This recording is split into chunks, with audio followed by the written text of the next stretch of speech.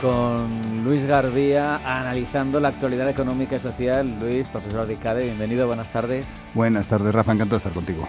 Moncloa incumple por tercera vez el mandato legal de presentar presupuestos. Hoy era el límite del mandato constitucional, 3 meses antes de que termine el año precedente. Si se consolida, será la primera vez en la historia de democracia que hay 3 años seguidos sin presupuestos. Sí, pero es la primera vez en la historia de la democracia porque con Montoro el récord era de 2. O sea, bien. Al final estamos... ¿Faltamos a la verdad? No, pero, Vale. A ver, no faltamos a la verdad, pero tratamos de vender como excepcional... Hombre, lo es. Pero es a donde quiero ir. Récord, lo es. Tratamos de vender algo... Tratas de vender en tu programa manipulador, es absolutamente broma y lo digo con ironía, pero no sin intención. Tratamos de vender algo como excepcional, que tristemente empieza a ser normal. Y voy a la hipernormalización. No sé si te suena el término, sí, se acuñó en los 60. Y explícame. Sí, la hipernormalización al final es que van sucediendo cosas que en teoría, si sucedieran de forma aislada, nos tendríamos que echar la mano a la cabeza, nos tendríamos que escandalizar todos, y cuando nos queremos dar cuenta, vamos dando por hecho, empezamos a comulgar con ruedas de molino, y ni tan mal, es lo normal. Te llaman a declarar, no te presentas, la familia de un presidente del gobierno está toda investigada y luego pues van a estar procesados, un fiscal general imputado, y vamos aceptando como normal situaciones que objetivamente son excepcionales y que nos deberíamos de echar la mano en la cabeza. O sea, me gusta eso de que hemos batido el récord 3 veces sin presupuesto, pero no te preocupes que ya llegará el siguiente gobierno y estaremos 4 veces sin presupuesto. En los últimos 10 años, yo creo que son con 5 los años que oficialmente no hemos tenido presupuestos generales del Estado, o sea, la mitad. Pero es que de los otros 5 que sí que ha habido presupuestos generales del Estado, ha habido más años que han estado retrasados, que se han aprobado con problemas, que realmente años en los cuales se hayan preparado con el cariño debido que requieren unos presupuestos generales del Estado. Porque si un gobierno no se dedica a hacer los presupuestos generales del Estado, ya me dirás, Rafa, ¿a qué se está dedicando cualquier gobierno? Otro récord. Sí. A ver qué te parece. Tenemos la deuda más alta de la historia, nos lo ha contado hoy el Banco de España, la más alta de la historia, 1.690.000 millones de euros. Nos van a vender desde el gobierno que la relación con el PIB sigue igual, 103 y pico %, no ha cambiado. ¿Por qué? Porque el PIB ha crecido, entonces se mantiene, pero la cifra absoluta se acerca ya a 1.700.000 millones. Inédito. Sí, yo soy, sabes, que además de el ejercicio profesional, por un lado de la docencia, soy administrador concursal en activo. O sea, vuelvo a la hipernormalización y a cómo desde los medios estamos hablando de cifras récords, como si lo normal... Estoy pensando en el Halley. Yo cuando tenía 6-7 años pasó el Halley y viví el Halley como algo excepcional, que pasaba cada 60 años. Voy a ver el Halley cada 60 años y luego resulta que cada día tenemos una luna especial, un eclipse que solo sucede cada 1000 años. Pues un poquito lo mismo sucede con la deuda. Si una familia debe más de lo que, o sea, en una familia sale más de lo que entra, se tiene que endeudar, pero es que si esa deuda es excesiva, la familia tiene problemas enormes, pero problemas que llegan hasta el punto de destruir las familias. Si eso mismo sucede con una empresa, la empresa no puede durar, si hace bien las cosas, más de 2 meses. 2 meses. Y si hay 2 meses que tú estás sin pagar deudas relevantes, pues tienes la obligación de solicitar el concurso de acreedores. ¿Por qué entonces, si para las empresas y las familias hay algo que es normal, que es pagar lo que debes, no endeudarte en exceso, en los gobiernos, y me da igual que ahora en Estados Unidos estamos con la normalización de la guerra efectiva entre el gobierno y la federación, o sea, tienen el mismo problema presupuestario que tenemos aquí en España, sí, claro, asociado con la deuda. Otros recursos. Correcto. Tienen la maquinita del dinero, la moneda de referencia. Sí, pero al final gastan más de lo que ingresan y tienen normalizado lo de ir a los mercados a pedir deuda y, sobre todo, fundamental, no pasa nada. Nadie asume ningún tipo de responsabilidad. Pues el problema que tenemos es, una vez más, que estamos considerando normal una situación que es absolutamente excepcional y además pues que a una familia se le puede rescatar, a una empresa se la puede rescatar, pero es que estamos hablando de algo que es más grande y abarca todo, que además debería de ser más y serio. Eso es lo primero en la cola de rescatables. Totalmente. No lo olvides, mira lo que pasó en España con el sector financiero y no se van a dejar caer ciertas cosas pues por tamaño, ¿no? Quizá. Totalmente, pero ¿eso qué significa? Y me voy a Grecia, a la crisis de deuda griega. Pues al final significa que haya familias que estén en una situación de pobreza extrema, que haya verdaderos dramas, tanto en las empresas como en las familias, y arrastra a todo el sistema, Rafa. Un drama es encontrar vivienda en nuestro país ahora mismo. Absolutamente. Y te pinto varias pinceladas porque me resultan contrarias, contrastantes. Tenemos una falta de oferta que es evidente, que no vamos a sorprender a nadie si la ponemos sobre la mesa. Bruselas reconoce el problema, que no solo afecta a España, y empieza a apostar por una plataforma europea de inversión en vivienda. Me parece buenas intenciones, pero poco más. Hay que tener concreción. Sumar, sin embargo, pone sobre la mesa algo muy concreto. Dice, le voy a cobrar un 25% a quien venda su vivienda en menos de 2 años una vez comprada, para intentar parar lo especulatorio.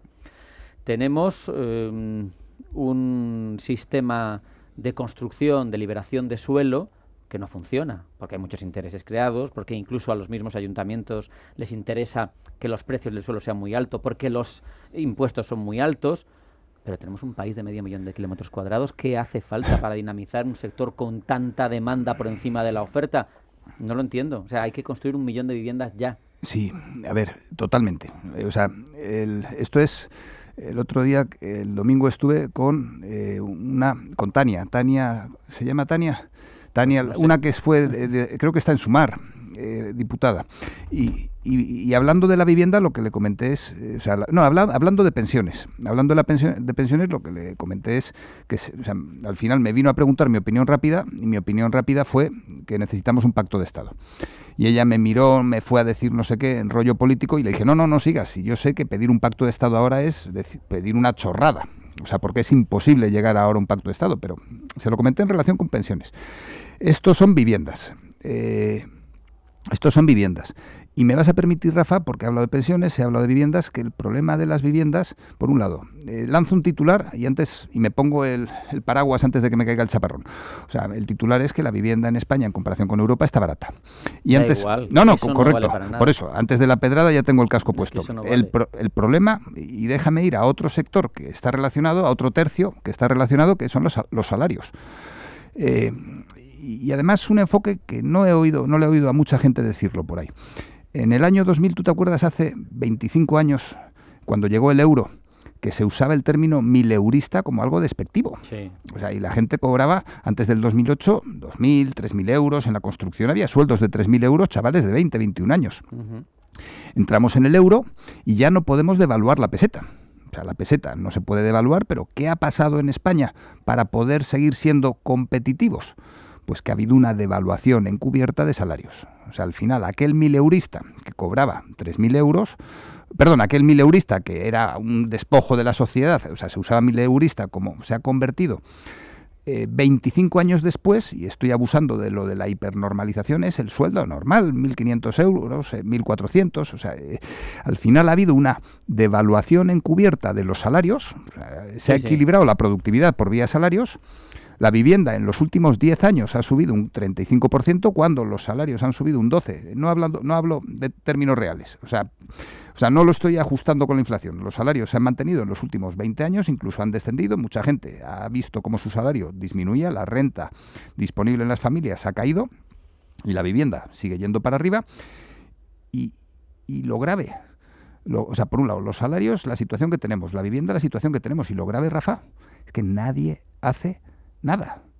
Nadie hace nada. ¿Y quién debería de hacer algo? Sin duda, lo has comentado en tu introducción, brillante, por cierto, porque has conseguido enlazar todas las piezas del puzzle en muy poquito tiempo. Los ayuntamientos son los que deberían de hacer algo. Y lo has preguntado, ¿qué se necesita? O sea, al final, ¿qué es un ayuntamiento? Es un sitio donde mandan a los políticos que no valen para estar en el... O sea, por un lado es la cantera, es donde se forman, pero además se forman expertos en no asumir riesgos. Las nuevas generaciones de los partidos están en los ayuntamientos. Tú ves a todos los que son diputados hoy, que en algún momento fueron ayuntamientos, es donde se entrenan, pero se entrenan ¿para qué? Dentro de una carrera que a nadie le importa lo del ayuntamiento. Yo estoy en un ayuntamiento como paso previo a ir a otro lado. Y la realidad es que el ayuntamiento es el sitio donde estás más cerca de los ciudadanos. Los ayuntamientos se manejan más presupuesto público y tenemos un grado de falta de profesionalización en la gestión urbanística, en la gestión pública en general y en la urbanística en particular, que deberían de, si no promover directamente en los ayuntamientos, sí que al menos liberar suelo para que se pueda promover, pero es que después de la crisis del 2008 se han quedado petrificados y después de los últimos escándalos de corrupción, pues en los ayuntamientos no se mojan ni debajo del agua y el problema es que con tanto miedo no se puede gobernar, Rafa. Nos queda poco tiempo, que tenemos una entrevista antes de la 1. No quiero dejar de preguntarte por tu especialidad. Bueno, tienes muchas, pero una cosa que yo siempre relaciono contigo y es todo lo relativo a las nuevas monedas, etcétera.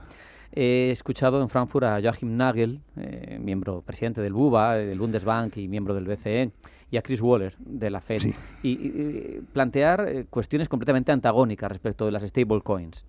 Nagel, el alemán, dice que innovar por innovar, nada de nada. Que el papel de ancla del dinero para el BCE no hay que debilitarlo. Y sin embargo, Waller te dice, yo no quiero que las autoridades decidan qué tecnologías son relevantes o no. Yo creo que las stablecoins no son más que una forma más de dinero privado y que coexiste con otros instrumentos de pago. Posiciónate. Sí, ¿Quién estás sí. más cerca? A ver, permíteme, esto no es un partido de fútbol. No es con qué equipo pero vas. son dos formas de gestionar una realidad completamente antagónicas. Claro, pero no habla ninguno de los dos de tecnología, ¿eh? Ninguno de los dos está hablando de tecnología. Por un lado, Weller, desde la Fed, tiene un problema asociado con la hegemonía de Estados Unidos en el mundo. Y ese problema con las exportaciones, la guerra ya la han perdido, ¿y qué le sigue quedando al hegemón en el mundo? El dólar. ¿Y qué consigue hacer con las stablecoins? Un punto más de agarre del dólar. Todas las stablecoins son como los ETFs, están indexados, estoy resumiendo mucho, y alguien que sepa me va a dar un guantazo con razón, pero están indexados al dólar. O sea, tú defendiendo las stablecoins, ¿qué estás haciendo?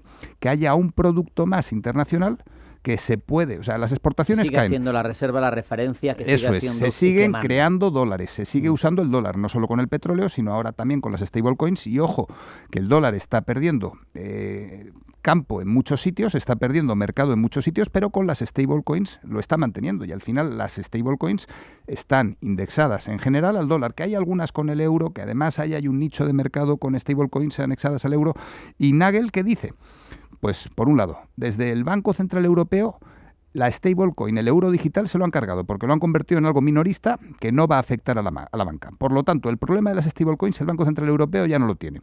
Y lo que está diciendo efectivamente es que eso de innovar por innovar, ¿para qué voy a perder el tiempo con chorradas cuando yo lo que quiero es proteger al euro del dólar? Al final no es una discusión tecnológica. Sí que puede que hace 15 años, con la pandemia, yo tenía dudas en relación con que íbamos a construir un mundo mejor, y durante la pandemia en China estaban trabajando con el yuan digital a saco. 5 años después de la pandemia, Trump nos ha enseñado a todos cómo el mundo no ha cambiado tanto y estamos dando pasos para atrás como los cangrejos. Ya no hay un problema con las stablecoins ni con el Bitcoin. Nadie considera el Bitcoin una amenaza. La amenaza no es una amenaza porque es una realidad absoluta. Se llama China, exporta todo lo que se pueda exportar, y que el yuan sea el hegemón en el mundo es cuestión de tiempo, y además tampoco les interesa tanto. Por lo tanto, Rafa, no es una discusión tecnológica, es geopolítica. Es geopolítica, y de eso también hablamos aquí, lo sabemos todos. Está consiguiendo, para mí, una cuadratura del círculo. Decías tú que ha perdido la batalla de las exportaciones, pero la mantiene en bastante buen tono, en cierto modo, porque está consiguiendo un dólar barato, que no sería lo lógico cuando eres la moneda de reserva y de referencia, y sin embargo tienes amenazados con más aranceles a los demás para que sigan utilizándote de referencia, pero a la vez lo tienes barato con lo que exportas. Claro, es que es el chiste del león que viene y uno tiene zapatillas y el otro no. El león viene. ¿Y quién es el que no tiene zapatillas y a quién se le está comiendo el león? A Europa. Estados Unidos, con todo esto de los aranceles, que ha conseguido una vez más ponerse por delante de Europa. Yo ahora, si me quiero ir a Estados Unidos, a Nueva York de vacaciones, pues ni tan mal, con el dólar que tenemos. Yo ahora, si invierto en dólares, desde euros, pues puede que el dólar puede que tengamos el S&P 500 en máximo, pero al cambio, pues menuda faena. O sea, al final, Estados Unidos lo que sí que está consiguiendo es... China ha ganado la carrera, pero Estados Unidos... ¿Tan contundente? Sin duda. Sin ninguna duda. O sea, hace 3 años, hace 2 años podría tener dudas.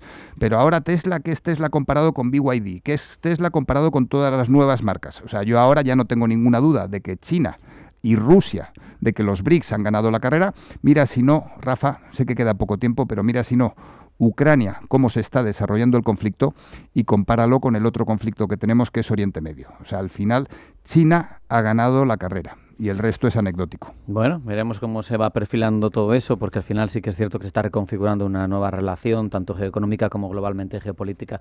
Como siempre, Luis, un placer hablar contigo. Muchas gracias. Compartido. Gracias a ti, Rafa. Un abrazo.